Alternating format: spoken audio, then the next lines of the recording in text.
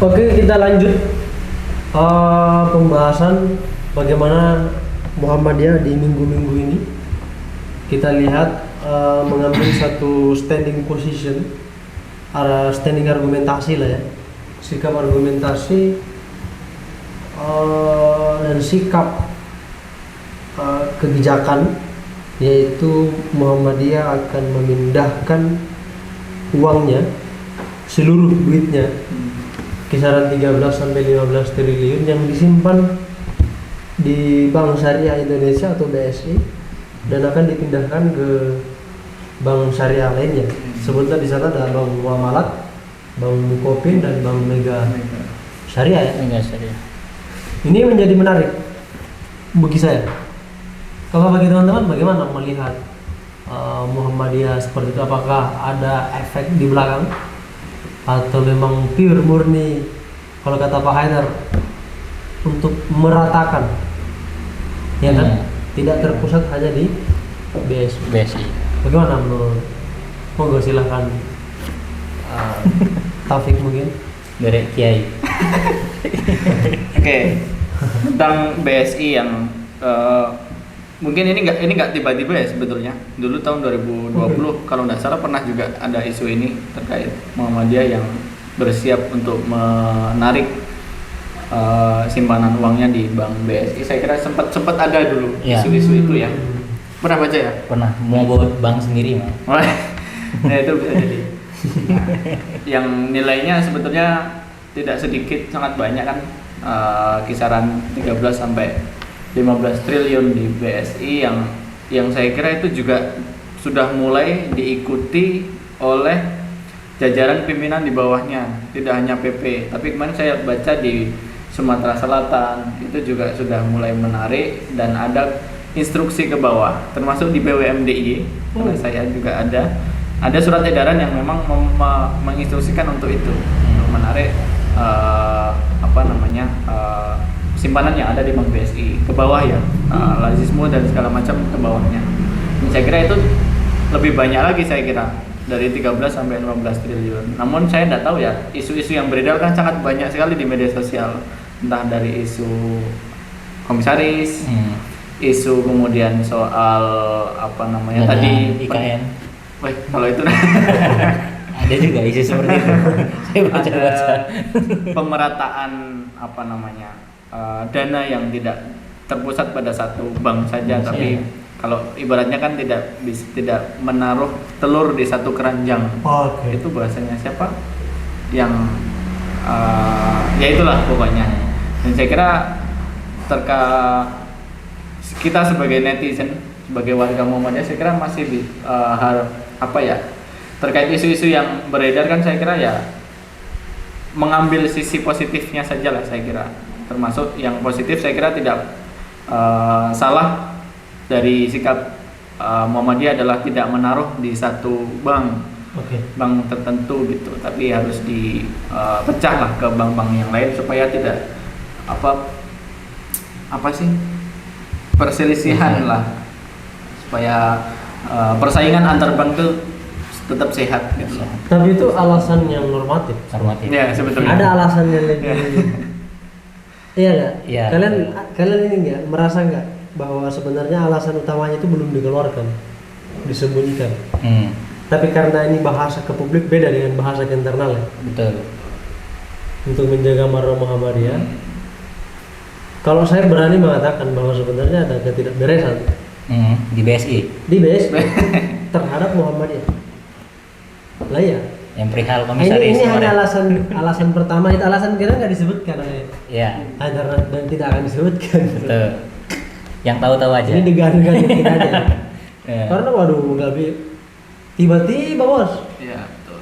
Langsung mengeluarkan surat instruksi ke Majelis Pendidikan Dasar dan Majelis Perguruan Tinggi. Dan bijaknya Muhammadiyah saya kira tidak menjatuhkan pihak lain. Nah, itu luar biasa sekali. Sekali lagi ini apresiasi besar. Moderasinya nih tingkat tinggi ini, Pak.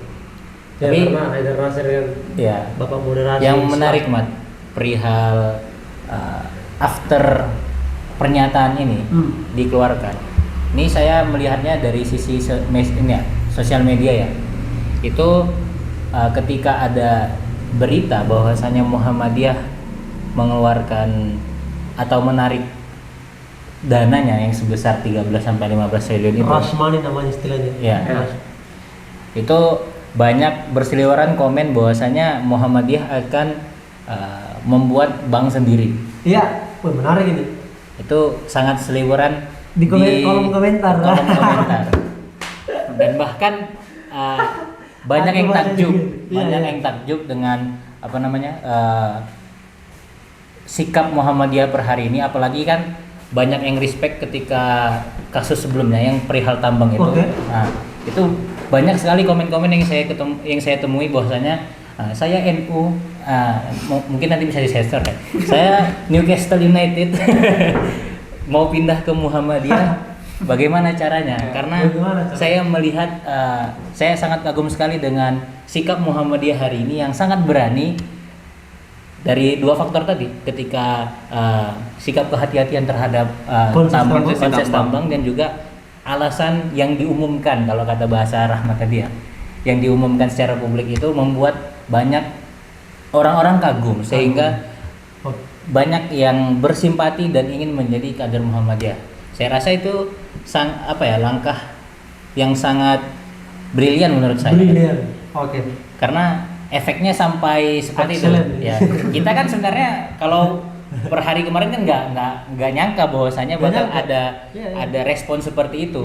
Karena sikap Muhammadiyah yang seperti ini malah responnya mendukung dan bahkan statementnya saya bakal menarik dana saya di bank apapun, saya pindahkan di bank Muhammadiyah. Padahal dia bukan orang Muhammadiyah. Ya. Saking percayanya ya. Saking percayanya. Saking takjubnya dengan sikap kebijakan Muhammadiyah tadi. Iya, betul. Itu kan mungkin yang kuliah di Universitas Muhammadiyah itu biar gampang bayar UKT. Tapi kayaknya tuh kayak masuk Muhammadiyah kayak gitu. Alumni yang pernah TK SD Muhammadiyah atau SMP Muhammadiyah. Iya, itu menarik ya, karena sampai ada yang mengatakan saatnya Muhammadiyah ini buat bank sendiri. Bank Muhammadiyah. Saya juga sebagai kader Muhammadiyah yang mendengarkan komentar seperti itu, wah cukup. Karena ini kan gelombang, komentar ini kan gelombang, Pak. Saya buka kolom komentar di Instagram mengenai terkait postingan-postingan Rashmani penarikan dana LBS itu di Instagram, itu di Twitter, itu di YouTube. Hampir narasinya sama, gelombang besar ini, Pak. Tapi menurut Muhammad bukan by design loh. Iya, menurut Muhammad kalau dengan jumlah duit yang segitu bisa nggak membuat bank dan membangun bank? Hitung-hitungan ekonominya. Analisis keuangannya saya tidak bisa menjawab ya. Tapi menurut saya itu seharusnya bisa Muhammadiyah itu. Karena yang ditarik ini kan duit yang Muhammadiyah kan menarik duitnya kan yang dikelola sama kampus, sekolah. Kalau Muhammadiyah menginstruksikan kepada seluruh warga. Kader mahasiswa, kayaknya oke-oke aja. Karena sumber daya manusianya menurutku ada. Sekian banyak kampus Muhammadiyah, selalu ada jurusan FEB-nya. Bisa lah itu, saya rasa. Iya kan? Bisa. Pasti juga orang-orang Islam lain yang bukan kader Muhammadiyah, simpatisan atau apa, ikut serta bergabung. Betul. Ya semoga aja. Kamu sepakat gak berdirinya Bang Muhammadiyah? Sangat sepakat. Sangat. Setelah itu nanti buat pesawat Muhammadiyah. Betul. Apa? Surya Airlines. Surya Airlines. Ya. Oh jangan, itu nanti afiliasinya ke Surya Paloh. Bangmu ya, Bang Muhammadiyah. Harusnya sih bisa buat. BMT sudah ada, BMT Muhammadiyah banyak. Banyak. Tinggal bank aja nih. Betul. Mungkin ada kader-kader yang bisa seperti itu mungkin ya, karena analisisnya juga harus tajam dan detail sih seperti itu. Betul. Tapi intinya Muhammadiyah, kepada pimpinan Muhammadiyah dimanapun Anda berada, sudah ada sinyal dan banyak sinyal yang sudah berasal dari akar rumput, Ya. berasal dari bawah. Bagaimana mereka membayangkan ada Bank Muhammadiyah dan siap berkontribusi. Saya rasa seluruh kader Muhammadiyah, kader dan warga Muhammadiyah dan simpatisannya mungkin maybe ada 20 juta, 30 juta orang di Indonesia. Ya nggak? Lebih ya. Mahasiswa misalnya mahasiswa Muhammadiyah nih, yang bukan Muhammadiyah. Ingat Step ya, kita mungkin adalah ormas terbesar kedua di Indonesia. Tapi kita ormas terbesar di dunia. Ormas Islam terbesar di dunia. Itu statementnya Pak Haidar kalau saya tidak salah pernah berstatement seperti itu. Kita memang nomor 2 di Indonesia, tapi kita terbesar di dunia. Terbesar apanya nih? Secara kuantitas PCIM ini kan kita lebih banyak menurut saya. Correct me if I'm wrong, guys. Oke. Ya, Kaya juga, betul. kaya dan sekolahnya sudah ada di luar negeri. Australia yang terbaru. Australia. Malaysia juga ada. Malaysia. WMS, WMS ke Korea. Korea, jadi nih. Saya mau ke sana nih kayaknya. Jadi menariknya ini, kenapa bisa trending topik Muhammadiyah ini? Karena dibarengi dengan suasana kebatinan atau suasana pikiran-pikiran netizen di sosial media itu yang ditabrakkan dengan lawannya Muhammadiyah ya, bukan lawan apa namanya bebuyutan, tapi kadang orang menganggap bahwa NU dan Muhammadiyah itu suatu organisasi yang berlawanan atau berbeda. Ini dipertajam, jadi sangat kelihatan bagaimana perbedaannya. Satu, perbedaan sikap, ya kan? Bagaimana sikap NU dan sikap Muhammadiyah ini di media sosial itu sangat berbeda. Satu, misalnya NU ketika menanggapi terkait konsesi tambang siap menerima dan NU siap.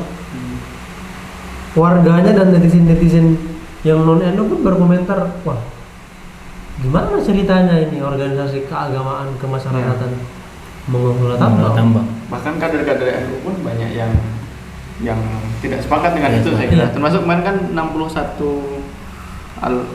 warga NU UGM ya, saya kira. Oh Sempat iya. ada yang menolak terkait itu pengambilan tambang oleh NU. Sikapnya kan Ya. ya, sangat siap gitu loh. Di samping sikap NU seperti itu, Muhammadiyah mengambil satu sikap yang hati-hati, pro terhadap rakyat, gitu. Di saat yang bersamaan dilapis dengan isu Muhammadiyah menarik duitnya dari BSI. Oh, ini semakin memperkokoh argumentasi netizen. Bagaimana memang Muhammadiyah ini bagus dibanding si kawan ini. Betul. Kok sikap-sikapnya ini kok bijaksana dan sikap menarik duit dari BSI dengan alasan untuk pemerataan ke bank-bank syariah itu sangat bijaksana, dan netizen menangkap itu. Karena ini era digital, apapun terbuka, Pak. Dan kerennya lagi, akun-akun Instagram, YouTube, TV YouTube itu juga mengangkat, influencer pun mengangkat. Ya. Makanya ini gelombang besar dari bawah. Iya kan? Ya, betul. Ini gelombang besar dari bawah. Nah, berujung tadi sampai kepada bagaimana katamu tadi bahwa Muhammadiyah selayaknya sudah mampu mendirikan atau ditunggu-tunggu oleh masyarakat Indonesia ini buat bank sendiri. Nah, menurut perspektif saya, karena saya ini adalah mahasiswa hukum ekonomi syariah yang setiap hari berhadapan dengan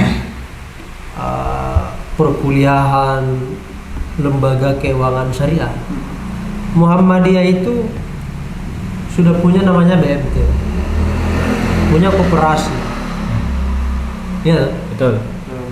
BMT itu sama cara kerjanya sama dengan bank sebenarnya. lembaga keuangan syariah, Syariah. penghimpunan dana dan pembiayaan. Ya kan? Bedanya dengan bank konvensional sistemnya ada ribanya, Ada bunganya. Bunga. Di Islam tidak ada. Menurut saya, sesuai dengan peminatan saya, yaitu ekonomi Islam menuju kesejahteraan sosial yang digagas oleh Nawam Rahardi, pemikir Muslim sendiri, ekonomi Muslim, itu harapannya bagaimana kemudian ada sekelompok organisasi, ya, sekelompok orang lah yang berangkat dari bawah, kelasnya dari bawah ya, bukan kelas elit, itu menghimpun keuangannya sendiri dan mengelola keuangannya sendiri untuk kesejahteraan umat. Ya, misalnya nih Muhammadiyah buat satu bank atau lembaga keuangan syariah, sebutlah Bank Islam lah, Bank Muhammadiyah. Itu menghimpun seluruh dana dari kader dan masyarakat. Kemudian dana yang dihimpun ini, yang dikumpulkan oleh Muhammadiyah ini, itu melakukan aktivitas pembiayaan, membiayai UMKM, membiayai masyarakat yang termarginalkan, tanpa bunga pastinya. Yang dimana itu sudah dilakukan lewat BMT seperti itu ya. Iya. Betul. Tapi karena BMT ini brandingnya beda dengan bank. Bang, ya. BMT ini ya kalangan-kalangan Islamis. Maksud saya bagaimana mempengaruhi Bank Islam ini, Bank Muhammadiyah ini mempengaruhi masyarakat-masyarakat yang non Muhammadiyah untuk bergabung. Ya, dan saya kira karena branding Muhammadiyah itu juga sangat inklusif ya sekarang ya. Ya. Seperti yang di mana yang 100 atau mayoritas mahasiswanya Kristen. Kupang, Maumere. Maumere. Itu kan sudah membuktikan bahwasanya branding Muhammadiyah itu terbuka untuk berbagai kalangan. Ya, Ketika agama, kita ras. buat bank dengan brandingnya adalah Bank Muhammadiyah, saya rasa itu bisa lebih membuktikan keinklusifan Muhammadiyah itu sendiri. Jadi kalau BMP tadi kan seperti yang kata Mas Rahmat, hanya terbatas untuk kaum muslim saja. Tapi ketika dia di branding menjadi Bank Muhammadiyah, yang dimana Muhammadiyah di masyarakat itu sudah dikenal sangat-sangat inklusif, ya itu bisa bermanfaat kepada lebih banyak suku, ras, dan agama saya rasa. Iya betul. Dari segi pendidikan berhasil sudah Muhammadiyah di dalam menghegemoni masyarakat Indonesia dengan cara membuka atau punya sifat inklusif, orang non Islam masuk kuliah. Iya toh? Ya. Ini kan satu sikap menghegemoni masyarakat, membantu Indonesia menghegemoni masyarakat untuk merasakan Pendidikan, bahkan bayar UKT-nya dengan hasil bumi. hasil Hasil bumi. bumi. Nah, runtutannya itu menariknya ya. Di minggu-minggu terakhir ini itu isu kenaikan UKT. Iya. Ditambah lagi ada salah satu penulis dari Mojok itu memviralkan pertama kali dengan menulis mahasiswa Muhammadiyah di Universitas Muhammadiyah Maumere membolehkan mahasiswanya membayar UKT dengan hasil bumi. Akhirnya kemudian media-media mainstream, CNN dan lain sebagainya meliput, mengangkat berita ini, akhirnya viral. Dari rangkaian inilah aktivitas kebijaksanaan ini dari Muhammadiyah ini sampai kepada pertambangan sikap tadi, kemudian BSI. kemudian sampai ada yang mengatakan ingin buatlah Muhammadiyah ini Bank Muhammadiyah. Aku termasuk orang yang siap Betul. akan menabung di BSI. Bank Syariah Muhammadiyah. Apa namanya? Saya rasa gak usah Bank Bank Syariah, Muhammadiyah. Bank Muhammadiyah saja. Bank Muhammadiyah Ya. aja, sorry, Bank Bank Muhammadiyah. Muhammadiyah. Bank Muhammadiyah Syariah kan nggak usah Bank Muhammadiyah aja. Ya. Nanti mobile bankingnya bukan My ini, tapi apa namanya? Bankmu. Kan biasanya kan My ini kan. Ini bankmu. Bankmu. Ya. Kupikir mayoritas umat Islam akan menabung di situ, Betul. akan menyimpan duitnya di situ, berani menyimpan duitnya di situ. Pasti itu. Karena begini, Bin, ini urgensi menurut saya. Kacamata saya Ya. dari sudut pandang disiplin keilmuan hukum ekonomi Islam ya. urgensi karena lembaga keuangan syariah itu hanya selalu dimaknai sebagai perbankan saja. Bank apa namanya, dulu ada bank BRI Syariah, sekarang menjadi BSI Syariah, bank muamalat, hanya sampai di situ. Harusnya ekonomi Islam itu tidak sampai hanya di perbankan syariah, tapi betul-betul ekonomi Islam itu mensejahterakan rakyat. Tapi salah satu jembatan mensejahterakan rakyat harus ada institusionalisasi. Salah satu caranya adalah bank. Nama bahasanya lembaga keuangan syariah. Kayak bank itu, Bank Muhammadiyah itu. Bayangkan kalau seluruh kader Muhammadiyah mengumpulkan dana di situ, berani menyimpan di situ, Muhammadiyah melakukan aktivitas pemberdayaan, kan lebih enak. Bagaimana misalnya contoh ya, di Banjarnegara, apa yang perlu dibantukan? Ini Pak, kami dari pimpinan daerah Muhammadiyah ini belum berdaya ininya, pertaniannya Pak, perlu dibantu. Oke, kita bantu. Tapi ini berbicara memang skala makro, makanya harus butuh strategi yang dalam. Dan saya rasa ini sudah menjadi, mudah-mudahan ya, sudah menjadi rancangan Ayahanda PP untuk menuju ke sana. Semoga, tapi kita tidak boleh menunggu PP. Oh iya. Ini harus diinisiasi oleh dari akar rumput dulu. Dari bawah. Pertama dari anak muda, akar rumput mempersiapkan. Ketika Anda misalnya saya menjadi ketua PP Muhammadiyah baru gagasan dulu saya waktu podcast bersama Taufik dan Toha. Ini yang saya bicarakan dulu. Itu